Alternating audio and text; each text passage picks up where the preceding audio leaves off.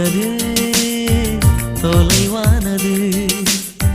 உன்னை கண்ட பின்னே என்னை சேர்ந்தது. வாழ்வெனக்கு வசப்பட்டது. வசந்தம் என் கண்ணில் தென்பட்டது.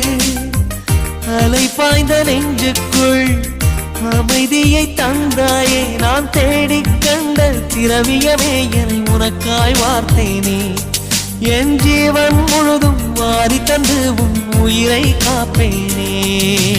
கண்ணுக்குள்ளே உன்னை வைத்தேன் கண்ணம்மா.